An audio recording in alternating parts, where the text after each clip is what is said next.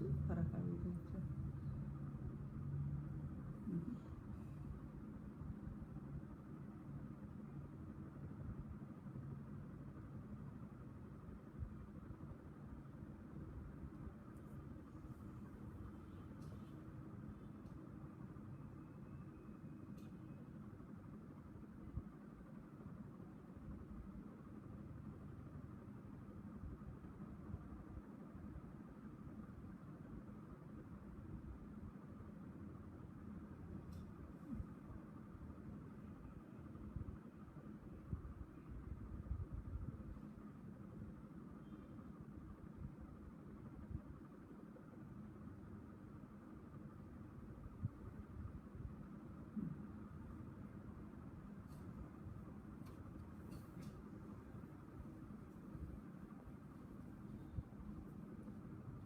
सभी शुद्ध आत्माओं को अनंत वंदन, नमन, मंगलाचरण।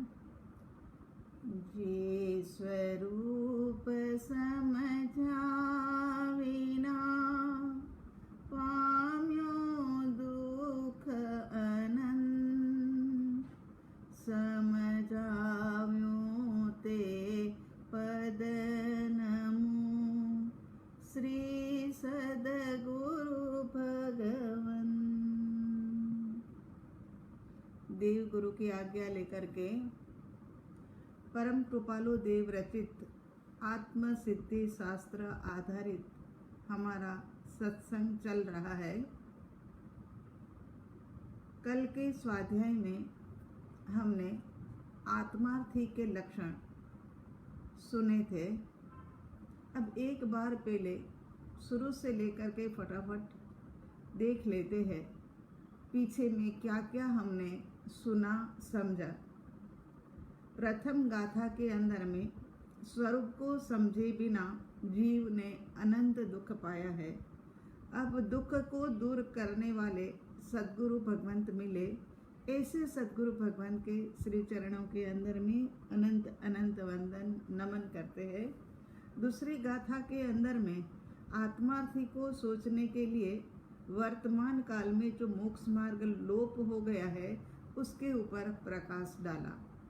तीसरी गाथा, चौथी गाथा, पांचवी गाथा, ये तीनों गाथा के अंदर कोई क्रियाजड़ और कोई शुष्क ज्ञानी, उनको देख करके परम कृपालु देव को करुणा आती है और जड़ क्रिया और शुष्क ज्ञान वाले के लक्षण इन गाथाओं में बताए थे। छठी सातवीं गाथा में आत्म ज्ञान के साथ में वैराग्य हो तो ही आत्म ज्ञान सफल है, ये बात अच्छे तरीके से समझाई। आत्मार्थी के लक्षण के अंदर में, आचरण के अंदर में उन्होंने बताया कि जे जे ज्या ज्या योग्य छे तहाँ समझो ते। आत्मार्थी का आचरण ही ऐसा होता है, वो कोई बात के लिए ज़्यादा मतलब आग्रह नहीं रखते हैं। जहाँ जहाँ जैसी जैसी ज़रूरत है ना, उसी के अनुरूप उनका आचरण हो जाता है। सद्गुरु 9 नंबर की गाथा में सद्गुरु चरण की सेवना से परम पद का लक्ष्य। 10वीं गाथा के अंदर में सद्गुरु के लक्षण। 11वीं, 12वीं, 13वीं और 14वीं गाथा के अंदर में जिनेश्वर परमात्मा से भी सद्गुरु का उपकार ज़्यादा है, उसके विषय में समझाया गया।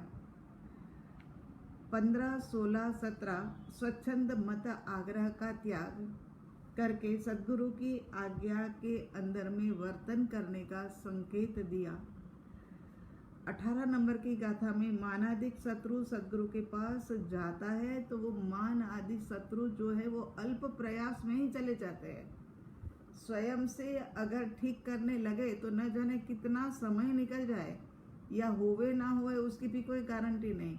लेकिन सद्गुरु भगवंत के चरण में जाने से थोड़े ही पुरुषार्थ के माध्यम से ये कसाई भाव निकल जाते हैं, चले जाते हैं। मानादिक शत्रु ये बहुत बड़े शत्रु है, इसी के कारण से तो भव भ्रमण है। वो मानादिक शत्रु कसाई भावों ने ही आकर के मिथ्या बुद्धि और मिथ्यात्व का सेवन करवाया है। तो यहाँ पर 19 नंबर की गाथा के अंदर में विनय मार्ग की महत्ता बहुत सुंदर ढंग से उन्होंने बताई है कि गुरु और शिष्य कैसे और कैसा विनय, अद्भुत विनय। 20 नंबर की गाथा में असद्गुरु, अगर हम असद्गुरु को मानते हैं कि यही मेरे गुरु है, तो सच में ही महामोहनीय कर्म का बंध हो जाता है और भवजल के अंदर में डूब जाते हैं। इसीलिए यहाँ पर बहुत बहुत ज़्यादा जागरूक रहने की आवश्यकता है। 23 नंबर की गाथा में मुमुक्षु जीव विचार करके समझता है, मतार्थी उल्टा समझता है।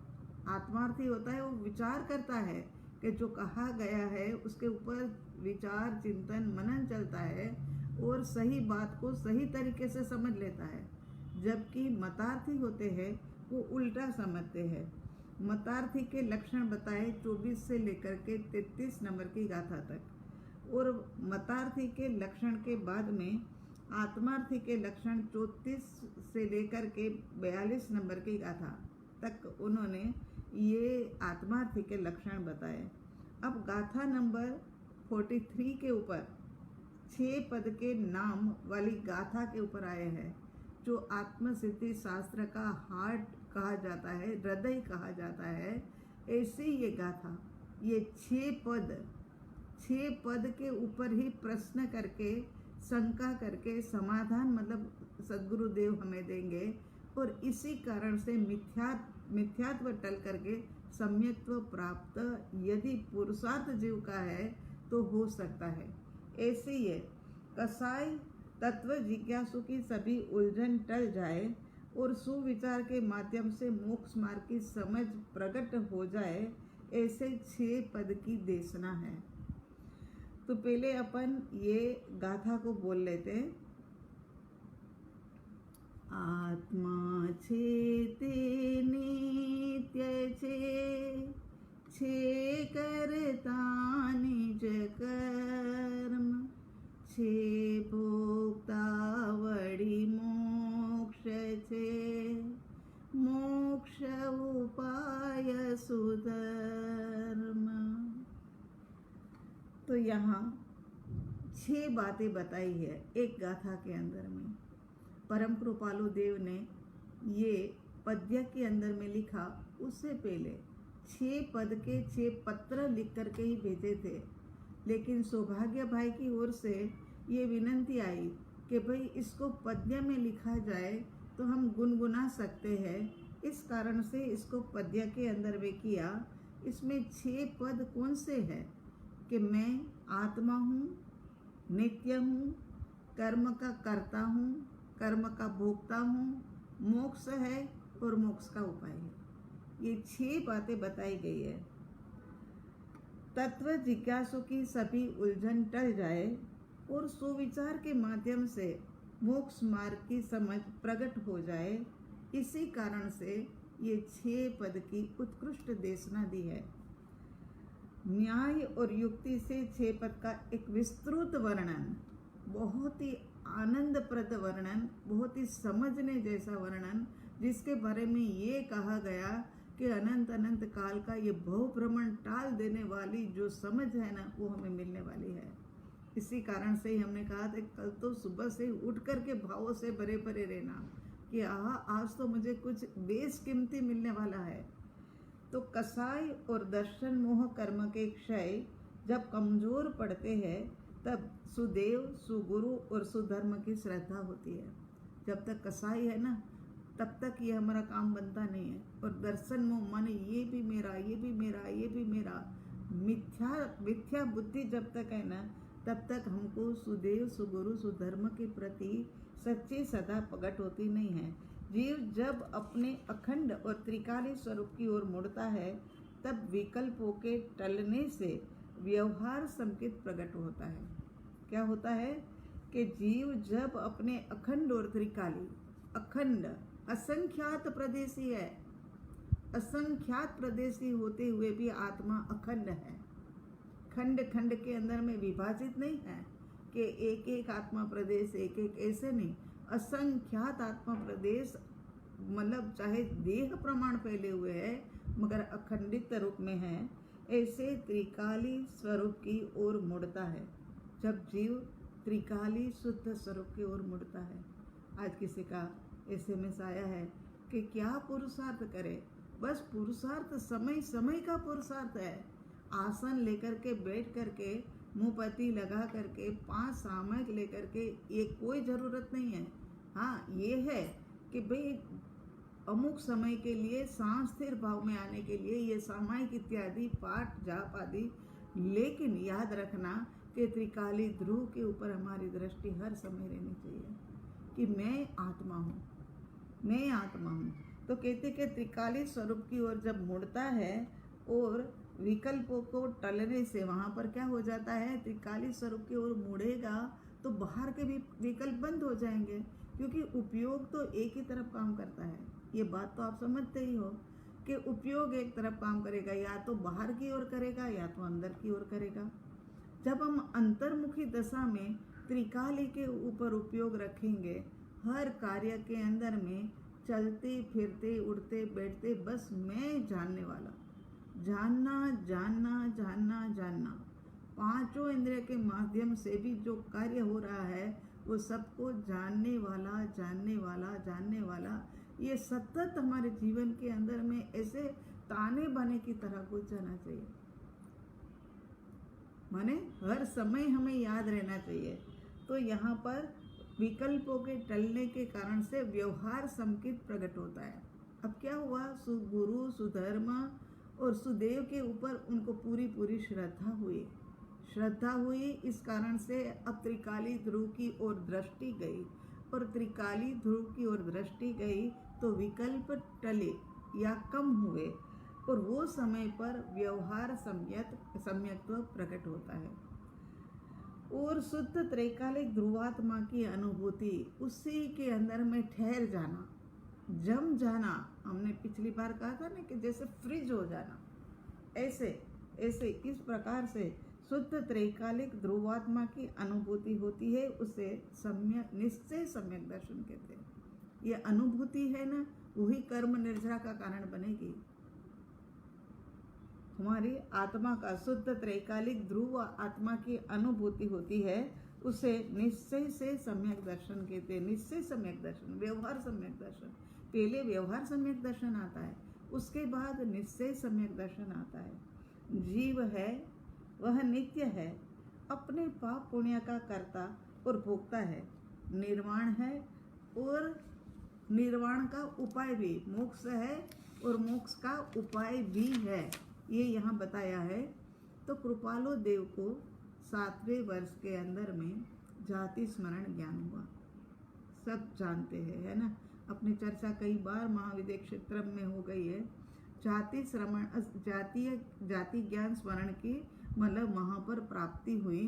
वो जाति स्मरण ज्ञान की प्राप्ति के कारण से उनके भीतर में तब से ही कौन सी कितनी उम्र थी, 7 साल की, 7 वर्ष की, केवल 7 साल की उम्र में जाति स्मरण ज्ञान। वो भी आप जानते हो कि वो अमीचंद भाई की मृत्यु हो गई, और जब मृत्यु हो गई तो उनको बांध करके सब लेकर जा रहे थे, तो उनको बड़ा आश्चर्य हुआ कि अरे ये क्या कर रहे हैं, ये अमीलाल भाई तो इतने अच्छे, और अमीलाल चाचा को कहाँ लेकर जा रहे हैं ये, और उनको बांध भी क्यों दिया है।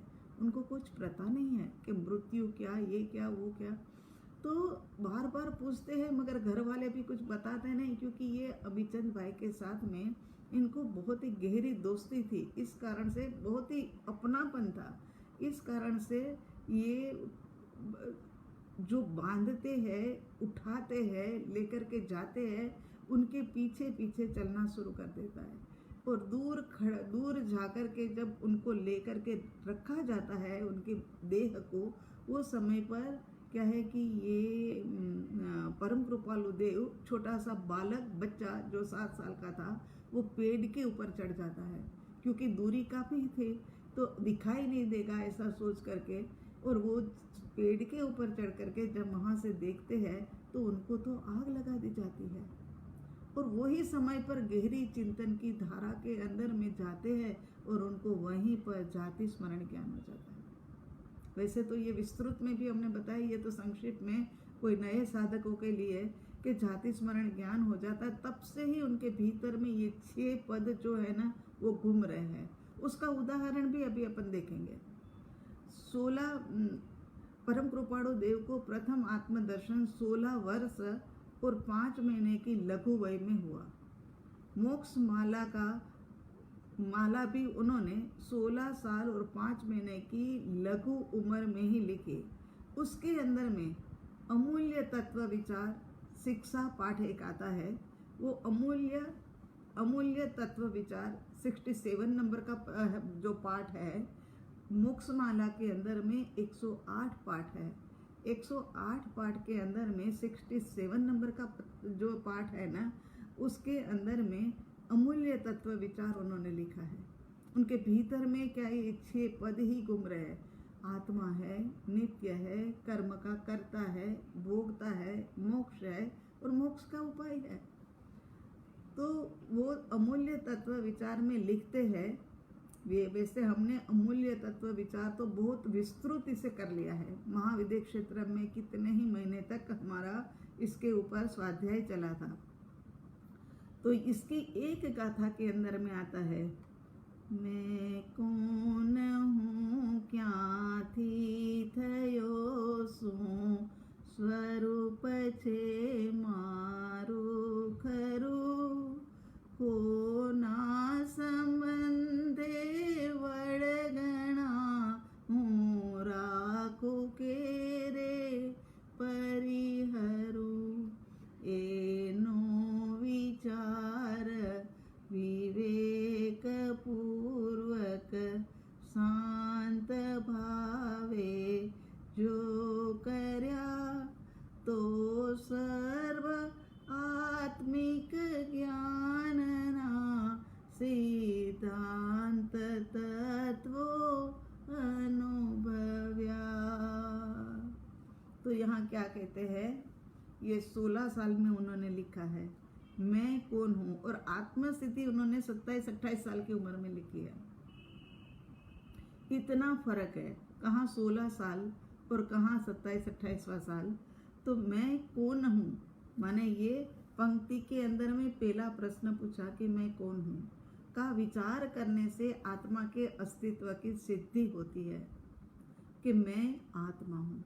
मैं का विचार करते हुए समझ में आता है कि इस जगत की कोई भी पौद्गलिक वस्तु वह मैं नहीं हूँ। कोई भी पौद्गलिक वस्तु वह मैं नहीं हूँ। देह, पुत्र, परिवार, ऐश्वर्य, ये सब कुछ पौद्गलिक है। कुछ भी साथ चलता नहीं, यहीं के यहीं पड़ा रह जाता है सब कुछ। इस कारण से शरीर में से निकल जाने वाला आत्मा वही मैं हूँ। तो यहाँ पर पहला पद मैं कौन हूँ के अंदर में मैं आत्मा हूँ। दूसरा प्रश्न, कहाँ से हुआ? ये विचार करने से आत्मा के नित्यत्व की सिद्धि होती है। प्रत्येक वस्तु किसी न किसी संयोग से बनती है, लेकिन चेतन आत्मा किसी भी द्रव्य के संयोग से नहीं बनता है। आत्मा किसी भी क्रिया का प्रयोग से उत्पन्न होता नहीं है। उसका अस्तित्व कायम है, माने नित्य है। एक मिट्टी का घड़ा भी बनाना है प्रभु, वो घड़ा बनाने के लिए भी मिट्टी चाहिए, पानी चाहिए, जगह चाहिए, वो उसको चलाने वाला चक्का चाहिए, वो सब कुछ चाहिए, तब जाकर के ये मिट्टी का घड़ा बनता है। मगर यहाँ आत्मा को बनाने के लिए कोई भी द्रव्य की आवश्यकता नहीं। ये शरीर जो बना है ना, वो भी 5 तत्व जब इकट्ठे हुए तब जाकर के ये 5 तत्व से शरीर बना हुआ है। लेकिन आत्मा कहीं से सुनने में आता ही नहीं है कि कोई ये वस्तु से बना, वो वस्तु से बना, माने आत्मा नित्य है। तीसरा प्रश्न है, क्या स्वरूप है मेरा खरा?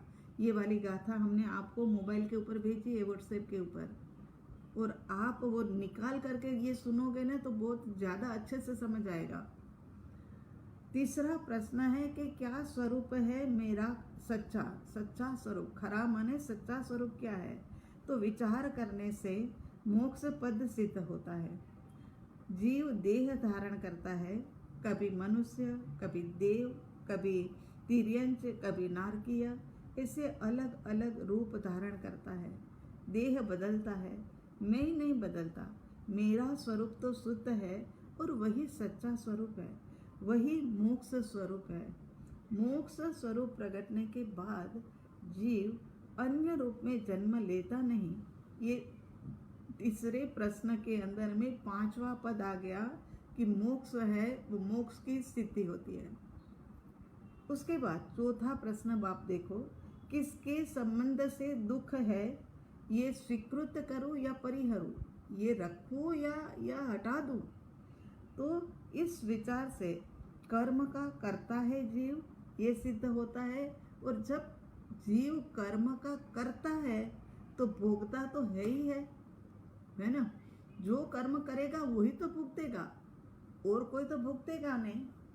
कोई किसी को मार देगा, उसकी हत्या का दोष जिसके ऊपर आएगा वही व्यक्ति तो फिर किसी न किसी रूप में आकर के फिर ये कर्म का भुगतान करेगा, और कोई नहीं कर सकता है। तो जीव अपना सच्चा स्वरूप नहीं समझता, इसका मतलब बीच में कोई बाधा डालने वाला है। मोक्ष है फिर भी अपना सच्चा स्वरूप समझ करके मोक्ष का स्वीकार नहीं करता है, तो कोई बाधा डालने वाला है। और वो बाधा डालने वाला कौन है? तो कर्म है। आत्मा विभाव दशा के अंदर में क्रोध मान माया लोभ तो कर लेता है और कर्म बांधता है, और कर्म बांधा है तो भुगतान भी करता है। ये आत्मसिद्धि का तीसरा और चौथा पद इससे सिद्ध होता है कि जीव कर्म का करता भी है और जीव कर्म का भोगता भी है। अंतिम प्रश्न पूछा कि किसके कारण ये संबंध है, इसे छोड़ दूं या रखूं। इस विचार से मोक्ष मार्ग की सिद्धि होती है। कर्म रखूं या छोड़ूं, ये अपने हाथ की बात है। यदि संबंध कर्म रखे तो संसार प्राप्त, और छोड़ दे तो मोक्ष प्राप्त। कर्म रखे, कर्म बांधते ही जाए, कर्म बांधते ही जाए तो संसार मिलेगा। और कर्म को छोड़ने की बात आएगी कि जो जो उदय काल आया है, सोचेंगे कि भाई उदय को कर्म को छोड़ा कैसे जाए। तो जो जो कर्म उदय में आते हैं वो सभी कर्म को शांति से, समता से, संभाव से सहना होगा, क्योंकि ये हमने ही कर्म किए हैं और किसी ने नहीं किए हैं। ये हमारा ही ऐसा ही ऋणानुबंध था कि अच्छा फल मिला या बुरा फल मिला। अब किसी को उसके अंदर में हमें दोष देने की जरूरत नहीं है, लेकिन अज्ञानता के कारण से दे देते हैं कभी कभी। तो ये ऐसा दोष किसी के ऊपर डालने की जरूरत नहीं। ये दोष जो हम डालते हैं ना, तो निमित्त तो निर्दोष होता है। निमित्त तो खाली हमारे कर्म का भुगतान कराने के लिए आता है, लेकिन हम कर्म का भुगतान करने के समय पर शांति, समता, संभाव नहीं रख करके उल्टा उनके ऊपर न जाने कितना कुछ कहने, बोलने, करने लग जाते हैं। इस कारण से नए नए कर्म का बंद होता है और पुराने कर्म का भुगतान होता नहीं है। और जब कर्म का भुगतान होता नहीं है तो फिर संसार ही संसार मिलता है, फिर मोक्ष की प्राप्ति भी होती नहीं है। इस प्रकार कर्म का कर्तापना और भोक्तापना मिटे तो मोक्ष मिले। अरिहंत परमात्मा सशरीरी है, महाविद्य क्षेत्रम के अंदर में वर्तमान काल में विचरण कर रहे हैं। उनके भी ये 4 कर्म तो अभी बाकी है, मगर बड़ी शांति से, समता पूर्वक भुगतान कर रहे हैं। उनको तो पता है कि ये चरम चरम जन्म है, मेरा अंतिम जन्म है। इसके बाद तो अनंत अनंत आत्मिक सुख की लहर के अंदर में विराजमान हो जाने वाला हूँ। लेकिन कोई जल्दबाजी नहीं, कोई उहापोह नहीं, कोई आकुलता नहीं, कोई व्याकुलता नहीं, कुछ नहीं। शांति से, समता से अपनी साधना में त्रिकाली ध्रुव के ऊपर ठहरे हुए हैं। कोई विकल्प ही नहीं है, किसी प्रकार का विचार उनको आता ही नहीं है। केवल जानना जानना जानना। बस हमें भी हर कार्य के अंदर में जानना जानना जानना। रोटी बना रहे हैं, खाना बना रहे हैं, मैं जानने और देखने वाला इंद्रियों के माध्यम से काम हो रहा है। और ये घटना तो सच है, और आप मानते भी हो ना कि इंद्रियां कार्य करती है और मैं तो जानने देखने वाला। अनंत ज्ञान के कारण से ये जानने देखने वाले को ये भी पता है कि आज ये रोटी बेली गई, वो टेढ़ी मेढ़ी बेली गई है। ये ज्ञान किसके पास है? इंद्रियों के पास नहीं है। ये ज्ञान मुझ आत्मा के पास है। लबालब ज्ञान से भरा हुआ मेरा आत्मा है। तो यहाँ पर कर्म का कर्ता भोक्तापना मिटे तो मोक्ष मिले, ये छठा पद, ये मोक्ष का उपाय, ये आत्म सिद्धि में अब हमें मिला 28 साल की उम्र के अंदर में। लेकिन ये विचार घूम तो रहा था 16 साल की उम्र में परम कृपालु देव के अंदर। छाती स्मरण ज्ञान के माध्यम से पीछे के 800 भव उन्होंने देखे कि 800 भव के अंदर में मैं कहाँ था, क्या क्या हुआ, ये सब कुछ उसमें ही उन्होंने जाना कि मैं भगवान महावीर स्वामी का अंतिम शिष्य रहा हुआ हूँ और इधर के अंदर में हम सभी मिले हुए थे। इन 2 पंक्ति में 6 पद समाये हुए हैं। अभी जो हमने आपको भेजा है ना महाविद्य क्षेत्रम के ऊपर में, वो वाली पंक्तियाँ जो है उसमें भी 6 पद समाये हैं। और ये जो 2 पंक्ति है आत्मा नित्य है, उसमें भी 6 पद समाये हैं। 6 पद के प्रवचन को कृपालु देव ने महाप्रवचन कहे। इनके प्रवचन इसके ऊपर भी बहुत बहुत अच्छे प्रवचन हुए हैं। सच्ची जब लिखने बैठते हैं तब तो अंदर भीतर से याद आता है, तो लगता है ये भी बता दे वो भी बता दे, मगर वो तो एक एक प्रवचन 6 प्रवचन जो है ना, महाप्रवचन जिसको नाम दिया है, ऐसा जो एक एक प्रवचन है उसके अंदर में न जाने कितने कितने घंटे निकल जाए। आत्मा का अनंत ज्ञान है, सारा भीतर में ही पड़ा हुआ है। उनको देखो 800 भवों का ज्ञान। तो ये 6 पद के प्रवचन को कृपालु देव ने महाप्रवचन का नाम दिया है।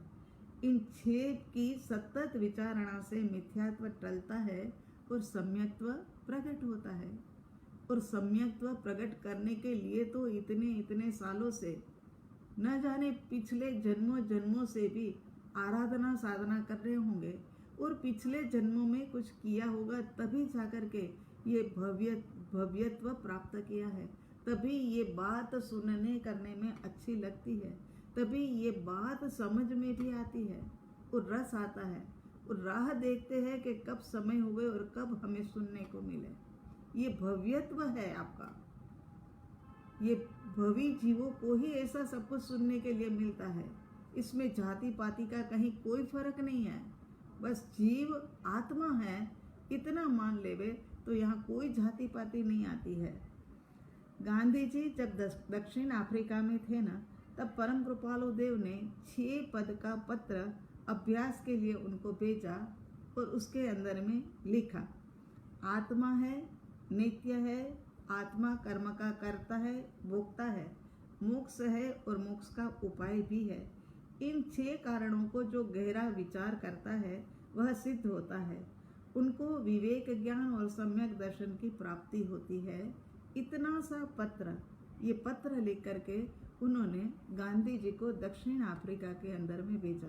गांधी जी भी परम कृपालु देव को अपना गुरु मानते थे। पत्र पेले के अंदर में आत्मा है, उसके अंदर में जैसे घटपट आदि पदार्थ है, इस प्रकार आत्मा है। स्व पर प्रकाशक ऐसी चैतन्य शक्ति सत्ता जो है वो प्रत्यक्ष है। स्व पर प्रकाशक, पर को भी जान देख सकता है और स्व को भी योग्यता अपने अंदर में तैयार करके अपने को भी जान देख सकता है। ऐसा घटपट आदि पदार्थ है, इस प्रकार आत्मा है। जैसे घड़ा और कपड़ा है ना, उसको देख सकते हैं ना, ये घड़ा है और उसके ऊपर कपड़ा ढका हुआ है, वो देख सकते। इसी प्रकार से यहाँ पर आत्मा और देह को भी हम अलग अलग देख सकते हैं। दूसरे पद के अंदर में आत्मा नित्य है, घटपट आदि अमुक समयवर्ती है। घड़ा तो टूट जाता है ना, कपड़ा भी फट जाता है, तो वो अमुक समयवर्ती है।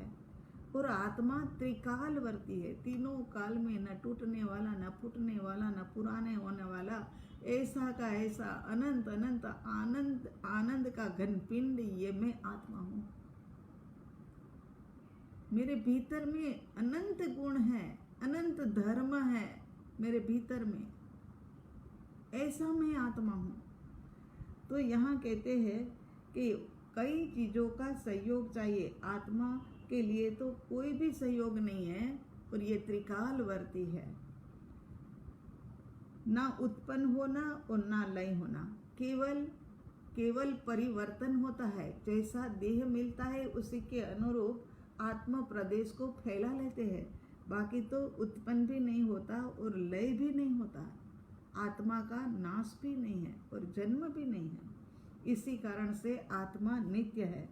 तीसरा पद है, आत्मा कर्म का करता है, क्योंकि जो क्रिया होती है उसमें आत्मा के अच्छे और बुरे परिणाम रहते हैं। जब तक सिद्ध ना हो तब तक ये परिणाम रहते ही है। परिणाम के कारण पाप और पुण्य कर्म का बंध होता है। और हमारी आदत है, हम कल भी आपको कह रहे थे ना कि ये आदत को छोड़ो, कम से कम बोला जाए, कम से कम सुना जाए, कम से कम चखा जाए, कम से कम खाया जाएगा। हर एक चीज़ के अंदर में अपने आप को संक्षिप्त करते जाओ, संक्षिप्त करते जाओ। जितने अपने को संक्षिप्त करोगे ना, उतने ही कर्म के बंध कम होंगे। ये क्या पांचों इंद्रिय के विषय को ऐसे मतलब उन्मादी होकर के हमने छोड़ दिया है कि तुझे जो करना है कर। बोलना तो बेफाम बोलना, किसी के लिए अच्छा बुरा कुछ सोचे समझे बिना, तो ये सब पाप पुण्य कर्म का बंद कराता है। इसीलिए अपने अपनी जात को संभालनी होगी। पांचों इंद्रिय मिली है मगर उसका सदुपयोग करने के लिए मिली है। चौथा पद जो है कि जो जो क्रिया होती है वो सब सफल होती है।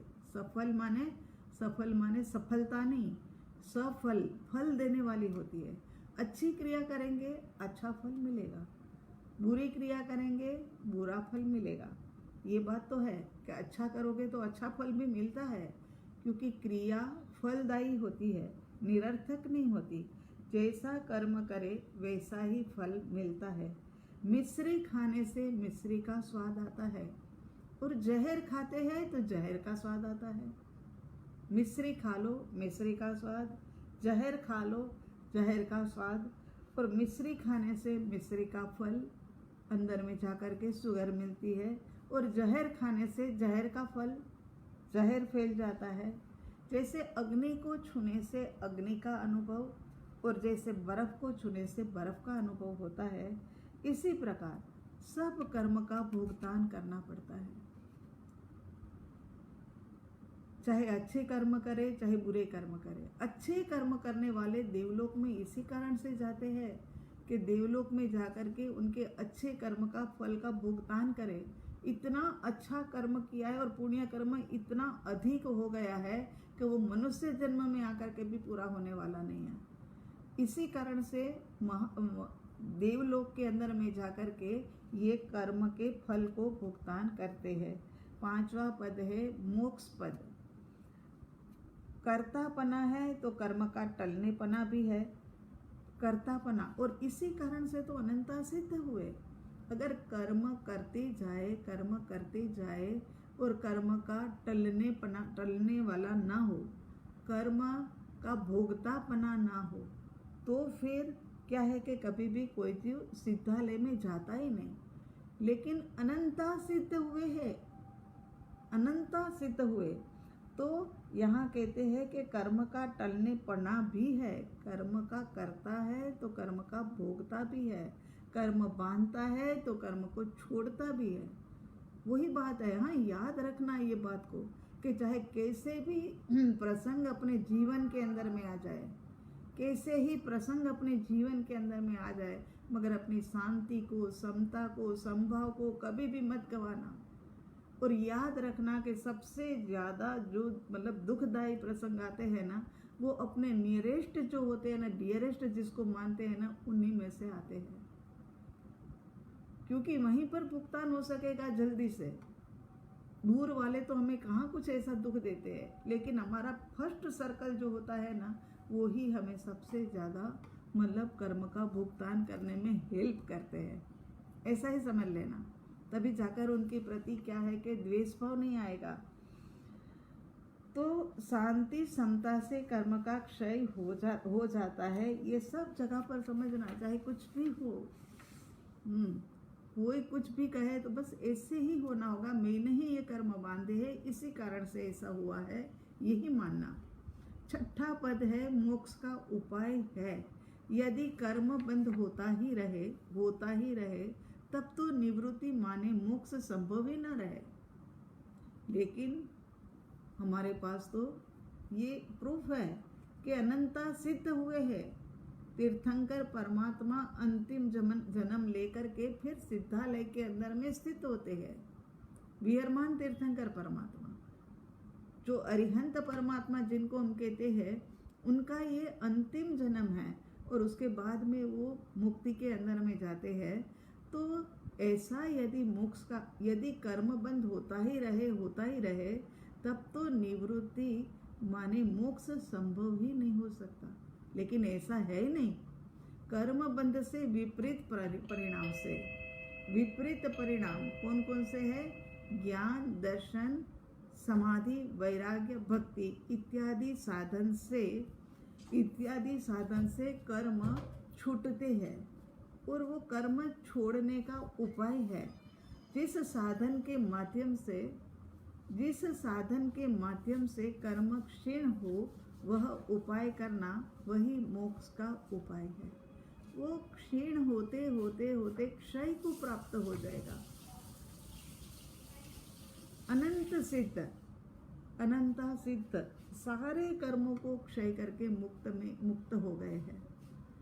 एक भी दिन का कर्म का बचता है तब तक जीव सिद्धालय में जा नहीं सकता है, मुक्त हो नहीं सकता है, उनको मोक्ष की प्राप्ति होती नहीं है। मोक्ष का उपाय क्रिया और ज्ञान, हमने पहले भी बताया था कि क्रिया ज्ञानाभ्याम, ये वाली बात जो हमने आपको बताई थी के माध्यम से आचरण करते हुए मोक्ष प्राप्त होता है और जिससे मोक्ष मिलता है वही धर्म है, सुधर्म आया। देखो यहाँ पर लास्ट वाला जो अक्षर है वो है सुधर्मा। तो जिससे मोक्ष मिलता है ना, जिससे देवलोक मिलता हो, जिससे चक्रवर्ती बनते हो, जिससे बड़े बड़े सेठ और साहूकार बनते हो, वो धर्म नहीं है। जो मोक्ष की प्राप्ति कराता है ना, वही धर्म जो है ना, वही सुधर्म है। इसके बाद गाथा नंबर 44 नंबर के अंदर में षट स्थानक की बात आती है। 6 पद के कारण जगत में मुख्य 6 दर्शन चल रहे हैं। उसमें पवित्र आशय समझाते हुए परम कृपालु देव कहते हैं, षट स्थानक संक्षेपमा षट दर्शन पणते समझावा परमार्थने कया ज्ञानी। 6 दर्शन, सबसे पहले तो ये समझ लेते हैं कि ये 6 दर्शन कौन कौन से हैं। तो 6 दर्शन के नाम हैं बौद्ध, न्यायिक, सांख्य, जैन, मीमांसक और चार्वाक। ये 6 दर्शन है। फिर से एक बार सुन लो ताकि ये 6 दर्शन कौन से ये आपको पता चल जाए। इसके तो बहुत डिटेल में विस्तृत जानकारी है, लेकिन ये विस्तृत में जाने की हमें कोई इतनी ज़रूरत नहीं है। तो बौद्ध, न्यायिक, सांख्य, जैन, मीमांसक और चार्वाक। तो यहाँ 5 दर्शन जो है ना, वो तो आस्तिक्य माने आस्था रखने वाला, पॉजिटिव सोचने वाले हैं। लेकिन एक दर्शन जो है ना, चार्वाक दर्शन, वो दर्शन जो है वो आत्मा आदि को मानता नहीं है। और ये हमारा जो शिष्य है ना, वो भी चार्वाक दर्शन का उनके ऊपर मतलब असर है। इस कारण से ये मानता नहीं है कि मैं आत्मा हूँ। तो आत्मादि को नहीं स्वीकार करने वाला छठा दर्शन चार्वाक। बाकी के पांचों के पांचों मानते हैं, चाहे उसके अंदर में भी परम परंपरा के अनुसार कुछ लुप्त हो गया है, मगर फिर भी शुरुआत से जो जैन दर्शन के, ये सांख्य के, बौद्ध के, वो सबके जो सदगुरु थे, वो लोगों ने सबने आत्मा की मान्यता रखी है। आत्मा सिद्धि शास्त्र में 6 ही दर्शनों का दोहन करके शुद्धात्मा की प्राप्ति का मार्ग बतलाया है। यहाँ क्या है कि 6 दर्शनों को अच्छे तरीके से जैसे दोहन करना कहते हैं ना, फेंट करके, मतलब बहुत ज़्यादा सोच करके शुद्धात्मा की प्राप्ति का मार्ग बताया है। दूसरी पंक्ति में लिखा है कि समझा व परमार्थ ने कह्या ज्ञानीय ए। समझा व परमार्थ ने कह्या ज्ञानीय, किसी भी दर्शन का नाम यहाँ नहीं लिया कि समझा व परमार्थ ने कह्या जैनियों ने, ये ऐसे नहीं कहा, क्योंकि यहाँ ये कोई संप्रदाय वाली बात ही नहीं है। कोई भी संप्रदाय, आत्मा की ही केवल बात चल रही है। तो किसी भी संप्रदाय का नाम नहीं लेते हुए निपक्षपातपने परमार्थ प्रयोजन की बात यहाँ करी है। और आगे भी निपक्षपातपने, अपक्षपातपने, मतलब ये आत्मा की ही बात करेंगे, क्योंकि सारा प्रयोजन ही है आत्मा का।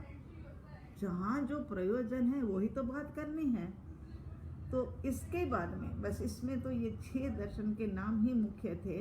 इसके बाद में 45 नंबर की गाथा, सद्गुरु चरण की उपासना करने वाला। अब प्रश्न शुरू होते हैं।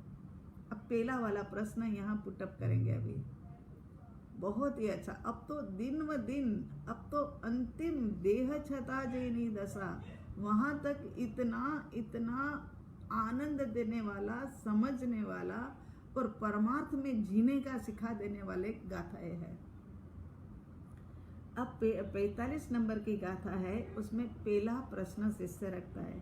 सद्गुरु चरण की उपासना करने वाला सत्य शिष्य अत्यंत विनम्र और विनय पूर्वक शंका रखता है। ऐसे नहीं कि ये बताओ, तुम तो कहते हो हम कैसे माने, ये बात नहीं। ये बड़ी निम्रता पूर्वक, और शिष्य ऐसा ही होना चाहिए। शिष्य का मस्तक झुका हुआ ही रहना चाहिए गुरु के सामने। आंखें आधी खुली, आधी बंद, ऐसी ही रहनी चाहिए। शंका समाधान शैली से बोध प्राप्त करते हैं। ये अद्भुत शैली से यहाँ पर ये सारी गाथाएं प्रस्तुत हो रही है और शंका का समाधान किया जा रहा है। गीता में भी देखा है ना, श्री कृष्ण महाराजा और अर्जुन, और कहाँ प्रश्न और उत्तर कहाँ हो रहे, शंका और समाधान उनका तो कहाँ हो रहा है। ये तो फिर भी उनके पास जाकर के ये प्रश्न पूछ रहे हैं, लेकिन ये श्री कृष्ण महाराजा के सामने अर्जुन तो युद्ध के मैदान के अंदर में जाकर के प्रश्न पूछ रहे हैं। अरे भाई, तुझे लड़ाई लड़नी थी, तुझे पता ही था कि इतने समय से ये घोषणा हो रही है कि अब तो लड़ाई किए बिना असत्य मरेगा नहीं और सत्य जीवित नहीं रहेगा, तो तू इतने दिन में पूछ लेता। अब जब लड़ने की बारी आ गई है, वो समय पर तू कह रहा है कि अब मैं कैसे लड़ूं, ये तो सब मेरे ही है, इनको मैं कैसे मारूं। तो ये सब मतलब ऐसी एक सहज शैली होती है कि बड़ा मतलब आनंद आता है। आत्मा है अर्थात आत्मा का अस्तित्व स्वीकारना, आत्मा के अस्तित्व को स्वीकारना, ये मोक्ष मार्ग का प्रथम स्टेप है। आत्मा है तभी तो बात है। अगर आत्मा ही ना हो तो आत्मा के मोक्ष की बात ही कहाँ है कि आत्मा मोक्ष में जाएगा, ये बात ही कहाँ से होगी। तो यहाँ पर कहते हैं कि मोक्ष मार्ग का प्रथम स्टेप जो है वही आत्मा का अस्तित्व है। आत्मा हो तभी तो मुक्त होने की बात होती है। आत्मा के अस्तित्व के विषय में निशंक होना सबसे ज्यादा महत्वपूर्ण है। ये सारी जो मतलब इतनी आराधना, साधना, तप, त्याग, ध्यान, ज्ञान सब क्यों हो रहा है? आत्मा को कर्मों के बंधनों से मुक्त करने के लिए तो हो रहा है। और हम आत्मा को माने तो सही, पहले आत्मा को, बात को, इनके अस्तित्व के लिए निशंक हो जाना है। और खैर अपन को तो बचपन से ही यह संस्कार है कि भाई मैं आत्मा हूँ और सब आत्मा है। एक चींटी जाती हो तो भी बचपन से सिखाया कि नहीं नहीं नहीं, उनको जरा सी भी हाथ नहीं लगाना, नहीं तो वो मर जाएगी। तो इस पद के लिए परम कृपालु देव ने 14 गाथाओं की रचना की है। 45 से लेकर के 48 गाथा तक आता है। प्रथम 4 गाथा के अंदर में ये शिष्य जो है ना, विनित शिष्य जो है ना, वो आत्मा के होने पने की शंका रखता है। यहाँ शिष्य आत्मा नहीं है, उसके लिए दलील करता है। कृपालु देव ने शंका का समाधान 10 गाथाओं के माध्यम से दिया। 4 में प्रश्न पूछे हैं और बाकी की 10 गाथाओं के अंदर में आत्मा का अस्तित्व है यह सिद्ध करके बताया। अलग अलग प्रकार की दलीलें करके, अलग अलग प्रकार की बातें करके उन्होंने बताया कि आत्मा का अस्तित्व है। और शिष्य को भी मानना पड़ा। शिष्य ने भी कहा कि हाँ, आत्मा का अस्तित्व है। तो ये प्रथम शंका जो है वो 45 नंबर की गाथा पहले बोलते हैं। नथी दृष्टि आवतो, नथी जणातु रूप, बीजो पण अनुभव नहीं, तेथी न जीव स्वरूप। शंका की शुरुआत हो गई। शिष्य कहता है कि आत्मा है ऐसा मैंने अनेक बार सुना है, लेकिन जगत के पदार्थों की तरह आत्मा दिखाई तो नहीं देता, दृष्टिगोचर तो नहीं होता है। सुना तो बचपन से ही है कि आत्मा है, लेकिन जगत के सब पदार्थ दिखाई देते हैं कि ये पेन है, ये किताब है, सब कुछ है, ये दिखाई देता है। इस प्रकार से आत्मा हमें दिखाई तो नहीं देता। देहादि जैसे देख सकते हैं वैसे आत्मा को देख तो नहीं सकते हैं। उसका कोई रूप या आकृति आँखों के सामने आँखों के माध्यम से हमें दिख तो नहीं सकती है। इस कारण आत्मा के होने में शंका है।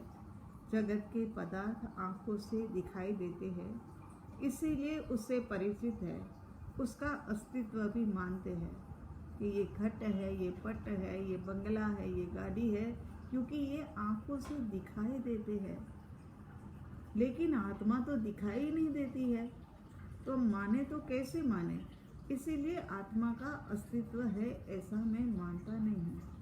ऐसी आत्मा के विषय में शंका करता हुआ क्या कहता है, दूसरा भी अनुभव नहीं, माने कहते हैं कि बीजोपण अनुभव नहीं, माने दूसरा भी अनुभव नहीं है। तो कहना क्या चाहते हैं कि चलो आँख से तो दिखता नहीं, लेकिन स्पर्श आदि से भी अनुभव नहीं होता। आत्मा है ऐसा माने कैसे। श्वासोश्वास से भी दिखाई नहीं देता, अनुभव में नहीं आता। पदार्थ में रहा हुआ रस का ज्ञान जीभ के माध्यम से होता है, तो यहाँ पर जीभ के माध्यम से भी आत्मा का अनुभव होता नहीं है। और सुगंध के माध्यम से आत्मा की कोई सुगंध भी नहीं आती। प्रत्येक पदार्थ के अंदर में कोई न कोई खुशबू होती है, तो आत्मा के अंदर में भी कोई खुशबू तो होनी चाहिए ना। तो ये सुगंध भी हमें नहीं दिखाई देती और सुगंध का ज्ञान भी हमें नहीं होता है। पियानो से निकलने वाली शब्द ध्वनि दिखते नहीं, फिर भी ज्ञान तो होता है ना, है ना। पियानो बजाने वाले बजाते हैं तो उनकी ध्वनि का आकार हमें दिखता नहीं है, लेकिन शब्द ध्वनि तो हमें सुनाई पड़ती है ना, तो उसका तो ज्ञान होता है ना। आँख के सहाय के बिना अन्य इंद्रिय से ज्ञान हो रहा है ना। यदि आत्मा होता तो कुछ तो अनुभव होता, और कुछ तो अनुभव होता। यदि आत्मा होता तो जगत के पदार्थ 5 इंद्रियों के विषय में किसी न किसी इंद्रिय की सहायता से जाने जाते हैं। शब्द को जानना हो तो कान है, रूप को जानना हो तो आँखें है ना, गंध को जानना हो तो नाक है, रस को जानना हो तो जीभ है, स्पर्श को जानना हो तो ये स्पर्शेंद्रिय है। ये ऐसा तो जानने में आता है ना। आँखों से दिखता नहीं, नाक से सूंघा नहीं जाता, जीभ से चखा नहीं जाता, त्वचा से स्पर्श नहीं किया जाता, कानों से सुनाई नहीं देता, ऐसा नहीं देता, और वर्ण में भी ना काला ना पीला ना सफ़ेद ऐसा कुछ भी दिखाई नहीं देता, तो आत्मा है वो मैं कैसे मानूं? मेरे तो मानने में आता ही नहीं है। शिष्य तो जो इंद्रिय गम्य है उसी का स्वीकार करता है, और आत्मा इंद्रिय से ग्रहण नहीं होता है। आँखों से, नाक से, कान से किसी से भी ग्रहण नहीं होता है। इसीलिए वो आत्मा को अविद्यमान मानता है कि आत्मा है ही नहीं, ऐसा शिष्य मानता है। ऐसी मान्यता चार्वाक मत की होती है। हमने आपको बताया ना पहले कि 6 दर्शन में चार्वाक मत की असर है ना, ये शिष्य के ऊपर है। चार्वाक मत वाले भी यही मानते हैं कि आत्मा होता तो आँखों से दिखता, कानों से शब्द के माध्यम से सुनाई पड़ता, मगर 5 इंद्रिय से नहीं जब दिखता है तो आत्मा है ही नहीं। ये मत वाले इंद्रियों को ही आत्मा ज्ञान प्राप्ति का साधन मानते हैं। ये चार्वाक मत वाले जो होते हैं ना, वो इंद्रियों को ही ज्ञान प्राप्ति का साधन मानते हैं। चार्वाक मत के प्रभाव से ही शिष्य ये दलीलें कर रहा है। इस प्रकार गाथा नंबर 45 में शिष्य ने कहा, आत्मा दृष्टि में आता नहीं, कुछ रूप भी दिखाई देता नहीं, इसीलिए जीव का अस्तित्व संभव नहीं है। यहाँ पर कहते हैं कि बीजो पण अनुभव नहीं, तेथि न जीव स्वरूप, इसी कारण से जीव है ही नहीं। इस प्रकार आत्मा के नहीं होने के विषय में अपनी दूसरी शंकाएं शिष्य यहाँ पर प्रस्तुत कर रहा है। 46 नंबर की गाथा, 46 नंबर।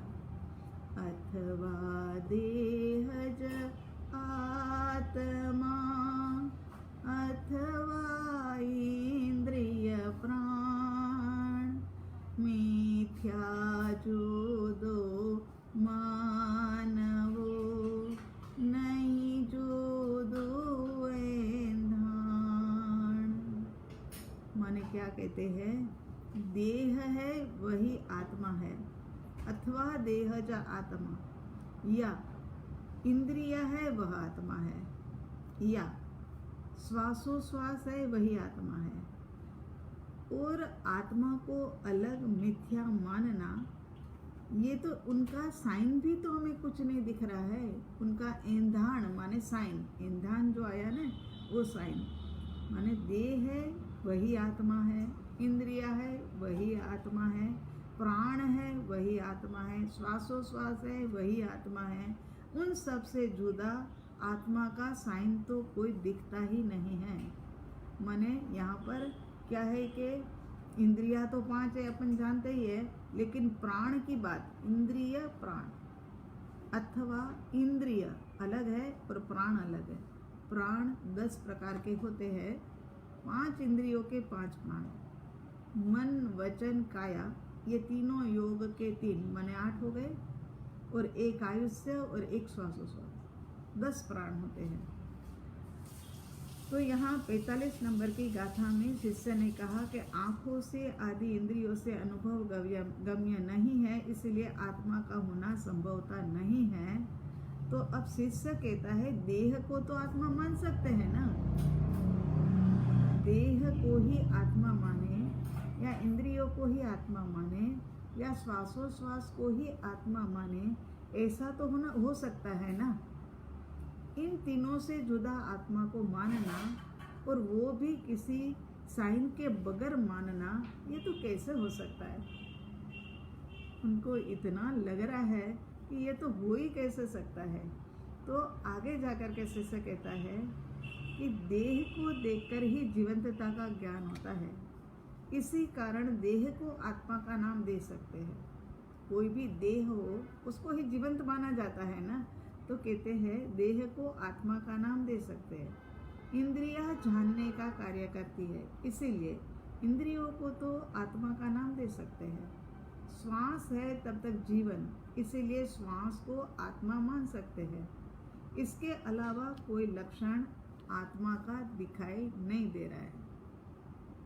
और आगे दलील कर रहे हैं, अभी भी तर्क शंका माने कोई मतलब हराने की बाजी नहीं है, ये तो जिज्ञासा है जानने की। शिष्य कहता है जीवन देह के माध्यम से ही तो जिया जाता है, इसीलिए देह वही आत्मा ऐसा मान सकते हैं। दूसरा देह का दूसरा नाम वही तो आत्मा ऐसा भी कह सकते हैं हम। मैं मोटा हूँ, मैं पतला हूँ, मैं पुरुष हूँ, मैं स्त्री हूँ, व्यवहार भी तो देह के लक्ष्य से ही करते हैं, है ना, उसी से ही करते हैं। मानव पशु पक्षी देव नारकीय आदि को देख कर के भी उनको भी तो जीव ही कहा जाता है। उनका कोई रूप नहीं, देह का ही दूसरा नाम आत्मा है। देह से भिन्न कोई आत्मा हो ऐसा हमें मानने में नहीं आ रहा है। आत्मा संबंधी अपनी विचारणा को आगे बढ़ाते हुए शिष्य कहता है इंद्रियां जानने का कार्य कर रही है, इसीलिए इंद्रियों को ही आत्मा माने। ज्ञान वह आत्मा का गुण है, ज्ञान वही तो प्रमुख गुण है। जगत के पदार्थों का ज्ञान तो इंद्रिय के माध्यम से ही होता है। ये काला है, ये पीला है, ये ब्लू है, ये पेन है, ये जेल पेन है, ये तो सब इंद्रियों से ही होता है। तो इंद्रियों के माध्यम से होता है, तो इंद्रिया ही तो आत्मा है। इंद्रिया काम करना छोड़ दे, जैसे कि आँख कोई व्यक्ति गवा दे तो पदार्थ दिखता नहीं है, तो ये नहीं दिखने का ज्ञान भी इंद्रिय को ही तो होता है कि अब ये आँख से दिखाई नहीं देता है। ये ज्ञान भी तो जीव को इंद्रिय से ही तो होता है, इसीलिए इंद्रिया ही आत्मा है। आगे क्या कहते हैं कि आत्मा की शंका प्राण वही आत्मा है। आत्मा की शंका में कहते हैं कि प्राण जो है 10 प्रकार के वही आत्मा है। इंद्रियों में कमी आए, कार्य करना रुक जाए, फिर भी श्वासोश्वास तो चलता ही है ना। चाहे हाथ पैर चलाना काम करना बंद कर देवे, चाहे आंखें चली जाए, सब कुछ हो जाए, कान अपना शब्द सुनने का काम बंद कर देवे, तो भी श्वासोश्वास तो चलता है ना। इसीलिए श्वासोश्वास को तो प्राण कहा ही जाएगा। जब तक श्वासोश्वास है तब तक जीव है। ऐसा हम कहते हैं ना कि कोई व्यक्ति मूर्छित हो जाते हैं, मूर्छित अवस्था में पड़ा होता है, तब भी हम यही कहते हैं कि इनका श्वास तो चल रहा है। तो श्वास चल रहा है, उनको बेहोशी की अवस्था में भी मतलब मूर्छित अवस्था के अंदर में भी हम ये मृत घोषित नहीं करते हैं, क्योंकि उनके श्वास चल रहे हैं। तो श्वास चल रहे हैं वही तो आत्मा है। देह, इंद्रिय और प्राण तीनों दिखते हैं, आत्मा दिखता नहीं है, इसलिए आत्मा तो है ही नहीं। ये शिष्य की बात हो रही है। इसी प्रकार इंद्रिय गोचर नहीं होने से आत्मा है ही नहीं, आत्मा का कोई चिन्ह तो है ही नहीं, तो आत्मा का अलग अस्तित्व कैसे स्वीकार करें। अभी तो इसका जो जवाब मिलेगा, सच में ही ये शिष्य इतनी दलील कर रहा है, इतनी शंकाएं उठा रहा है, मगर ये भी मान जाएगा, तब वो भी कहेगा कि पहली बात तो मैं आपकी मानता हूँ, मगर दूसरी बात जो है ना वो तो कभी नहीं मान सकता हूँ कि नित्य है। वो बात बाद में आएगी। तो यहाँ कहते हैं कि आत्मा का कोई साइन नहीं है, चिन्ह नहीं है, तो आत्मा का अलग अस्तित्व स्वीकार है, तो कैसे स्वीकार है। अभी भी इस विषय में शिष्य और तर्क करता है। गाथा नंबर 47 में देख लेते हैं, मेरा ख्याल ये लास्ट होगी। तो इसके अंदर में कहते हैं 47 नंबर के अंदर में, वड़ी जो आत्मा होय तो जणायते नहीं के, जणाय जो ते होय तो खटपट आदि जे क्या कहते हैं कि जगत के किसी भी पदार्थ का अस्तित्व है तो वह अवश्य दिखता है। अस्तित्व माने दिखना, यही होता है। सभी पदार्थ दिखाई देते हैं क्योंकि वो है, इसीलिए इंद्रियों से वर्ण, गंध, रस, स्पर्श आदि दिखता है। तो आत्मा जैसा कोई पदार्थ जगत में हो तो दिखता क्यों नहीं है? इतना बड़ा आत्मा है तो ही जगत है, ऐसा बड़ा ऐलान करने वाले भी है, तो फिर आत्मा वो दिखता क्यों नहीं है? आत्मा दिखना तो चाहिए ना। यदि अस्तित्व हो तब तो अवश्य दिखे। जैसे एक घड़ा है और एक कपड़ा है, अभी हमने आपको बताया, ऐसे ही वो घड़ा और वस्त्र आदि दिखते हैं। तो आत्मा जानने में क्यों नहीं आ रहा है? इसीलिए मुझे आत्मा की शंका हो रही है। आत्मा प्रत्यक्ष नहीं है, इसीलिए सर्वथा उसका अभाव है। प्रत्यक्ष दिखाई देवे तो माने, तो भाव रखे, लेकिन नहीं दिखाई देता, इसी कारण से अभाव है। आत्मा अनुमान से भी सिद्ध नहीं होता, मगर शिष्य को ये पता नहीं है कि अनुमान तो इसका ही लगाया जाएगा कि जो प्रत्यक्ष है। जैसे कि अनुमान लगाना क्या होता है? अंदाज लगाना। कोई साधु महाराज ने हमारे घर पर आना होता है, हम राह देखते रहते हैं गैलरी में से कि अभी पधारेंगे, तो हम नीचे उतर करके दूर दूर तक देखते रहते हैं कि हम सामने जाए। दूर तक निगाह डालते, कहीं दिखाई नहीं देता है, लेकिन जैसे ही लगता है कि सफ़ेद कपड़े वाले कोई है, तो फिर मतलब अनुमान लगाते हैं कि हाँ, फिर अब ये महाराज जी का पूरा ग्रुप आ रहा लगता है। मगर प्रत्यक्ष हो उनका अनुमान होता है ना। अगर महाराज जी ही ना आने वाले हो, महाराज जी ही ना हो, तो फिर उनका अनुमान कैसे किया जाएगा? ये शिष्य की अभी समझ में नहीं है। प्रत्यक्षता का अनुमान होता है, जो प्रत्यक्ष नहीं उनका अनुमान नहीं होता है।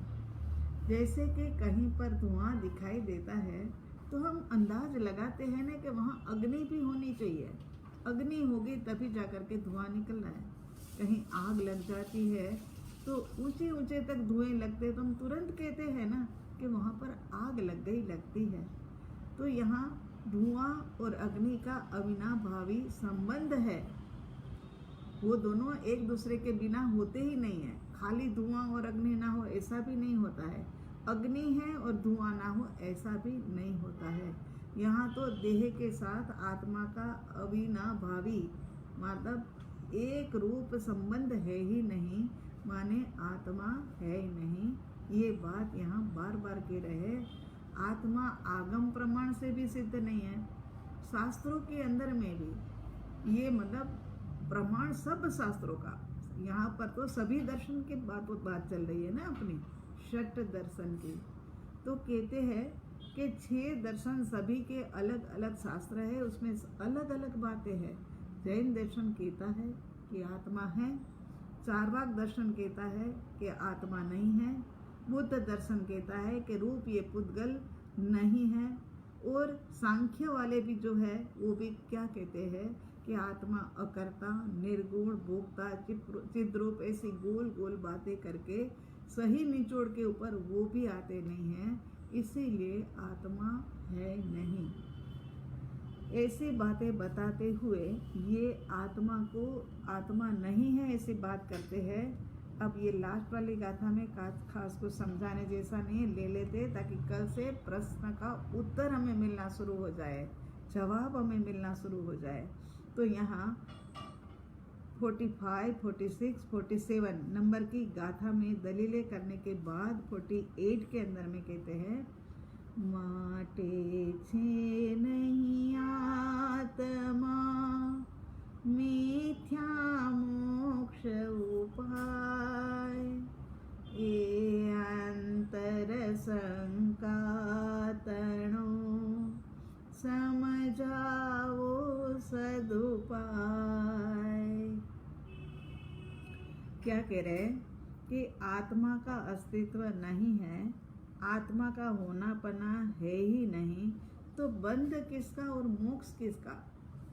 कर्म का बंध, जो बंध की बात आती है कि आत्मा बंधा हुआ है कर्मों से, तो ये बंध किसका और यहाँ पर मोक्ष किसका? मोक्ष के पुरुषार्थ तो फिर जब आत्मा ही नहीं है, उसका कर्म का बंध भी नहीं है, और तो फिर मोक्ष भी किसका होगा? और मोक्ष का उपाय भी क्या रहेगा? फिर आत्मा हो तब तो बंधन और मुक्ति की बात करें, मगर यहाँ तो ऐसी बात करनी ही व्यर्थ है। शिष्य अपनी मान्यता सद्गुरु के पास रखता है। शिष्य क्या करता है कि सद्गुरु के पास अपनी मान्यता को रखता है और अत्यंत विनम्र भाव से याचना करता है कि आप मुझे कुछ सद उपाय बताओ कि मैं ये बात समझ सकूं। समझने की भीतर में इतनी चाहत है कि कहता है कि समझाओ सदुपाय, माने कोई सद उपाय आप हमें बताओ कि मेरी समझ में ये बात हो जाए कि मैं आत्मा हूँ और आत्मा है। ये बात शिष्य को लगता है कि आत्मा का पृथक अस्तित्व है ही नहीं, तो आत्मा का कर्ता भोक्तापना भी नहीं है। आत्मा हो तब तो बंधन मुक्ति की बात हो। पक्षी पिंजरे में है, मुक्त अब करना है, तब तो पक्षी और पिंजरा दोनों के दोनों प्रत्यक्ष दिखते हैं।